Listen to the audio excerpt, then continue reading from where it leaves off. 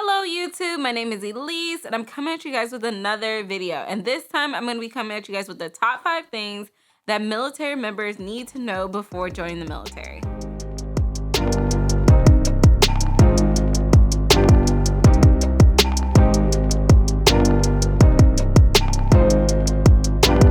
So for this one, I'm going to give you guys 5 things that I've gotten from talking to my sister and my husband who are currently in the military, and some things that they've wished they would have known before they joined the military. First things first is that you are a soldier or airman or whatever branch of military that you are in 24 hours a day, 7 days a week. And what that means is that there's really no separation between your work life and your home life. So it's not like a regular 9 to 5 job where you clock out and you're done.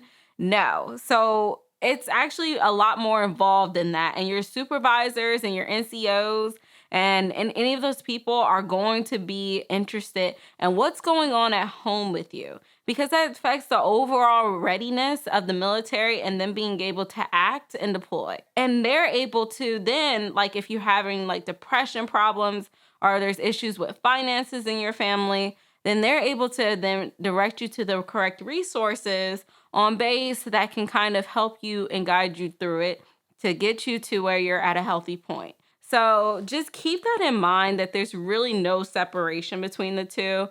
I know a lot of people might see it as a negative thing, but it can also be a positive thing, because then you're able to kind of get the help that you need, which at a regular job, they probably wouldn't care about that stuff and wouldn't be that interested in it.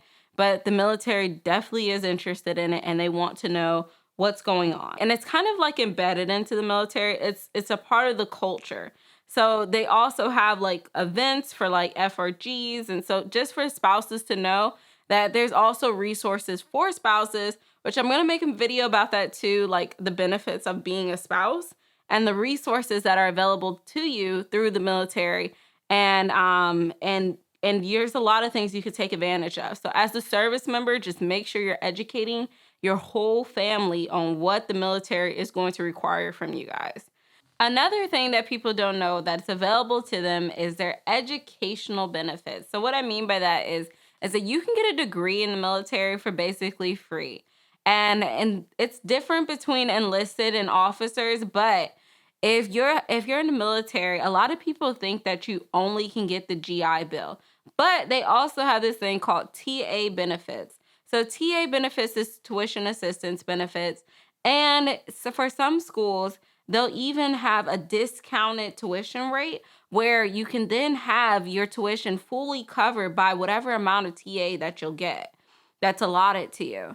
So a lot of people let that benefit go to waste, but I would suggest, if you're planning a career outside of the military, is that you look into actually getting that education and that degree to back up the skills that you've now learned in the military. It's a free thing that you can use. So if you don't use it, you lose it.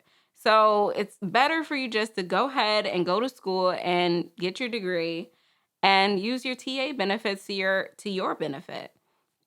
Another thing is, of course, the GI Bill, which I did kind of touch on, but the GI Bill is a little bit different. You can use that once you get out the military. You can even pass it on to your spouse or your dependents. It's a lot of little things to that, nuances to the GI Bill. So I'm not really going to get into it too much, but I'm going to tell you guys the GI Bill, if you're out of the military or if you want your kids to go to school, there's something maybe you guys should look into and see what the qualifications are for you to, or requirements are for you to meet to then pass that on. It's a lot of little things to it, but it is a good benefit to being in the military.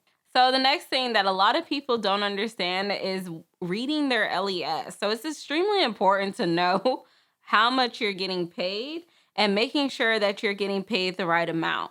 So if you're getting overpaid, you need to go straight to finance and let them know, because then the military will collect that back, and then you'll be like short 1 month and you're like, what happened? And it's because you were overpaid 1 month. So make sure that you are always keeping track of your LES and how much you're getting paid per that month. And I do actually have a YouTube video on LESs, so it will further break it down for you guys about LESs And I don't want to get too much into it because that video is super detailed and it'll tell you guys about taxes, entitlements, job, and even where to find out how much you're going to get paid. The next thing, PCS moves. So a lot of people, for some reason, this still kind of confuses me to this day of how people don't know that they are going to be PCSing when they join the military. And that's why I say research is extremely important.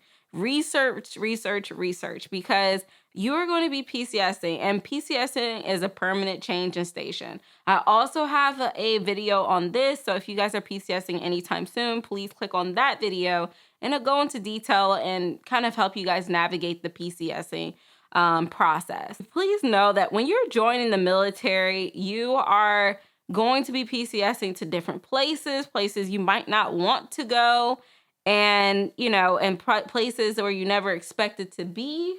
Well, that's the military. So depending on your job and where they need people at, they're going to PCS you to that station. So just be aware that when you're first joining the military, you will not get the option to kind of choose where you're going. A lot of times when you get a little bit more rank on you or a little bit more time in service, then you can kind of pick your duty station, or they'll give you like a list and they'll tell you to pick one. But that's for more senior people, and it doesn't happen all the time. So just know that the military will PCS you to wherever they need you. So if you think you're going to be like, oh, I'm going to live down the street from my parents for forever. No. You know what I mean? So make sure you are planning that out and that you know that you're going to be PCSing when you are in the military. And you might not have control over where you go to. And the last thing is MOSs. So MOS is what your job is basically going to be in the military. And when you choose that, a lot of people don't understand that job, you're basically signing a contract to do that job. So you make sure that you do research on the job that you're deciding to then do for the next 4 years or 6 years or however long your contract is. So make sure you do the research on the jobs and the MOSs. There's a lot of recruiting videos out there. I know my husband basically binge watched them when he was joining to see which one he wanted to, like what MOS he wanted to go with, and kind of seeing what the day in the life is of a transportation officer. When he was a 68 whiskey, what's the day in the life of a 68 whiskey? You know what I mean? So you kind of just want to make sure you're doing that research and make sure you know what your job is going to entail. Because if you don't want to be out in the field all day, if you don't want to be, doing that part of the military, there's different parts of the military that you can do. And if you don't want to be out in the field all day, then you should do the research and make sure you're not signing up for a combat position. It's like, oh, I don't want to be out in the field all day. I want to be in the office. And then you sign up to be an infantryman. It's like, that's not going to work. You know what I mean? So make sure that when you're signing up for your jobs, that you know exactly what you're signing up for, because that is going to be your job for the next 4 years. I mean, things can change and you can change your jobs every now and again, but for the most part, just expect that in your mind to be your job for the next 4 years, or however long you signed to be in that contract for that position. So that brings me to the end of my video, you guys. I hope you guys really got something out of the video. If you guys have any questions, please leave a comment. I want to shout out my 200 subscribers. I'm super happy about that. And please, you guys, keep commenting, and subscribing on my videos. Thank you guys for watching. Bye.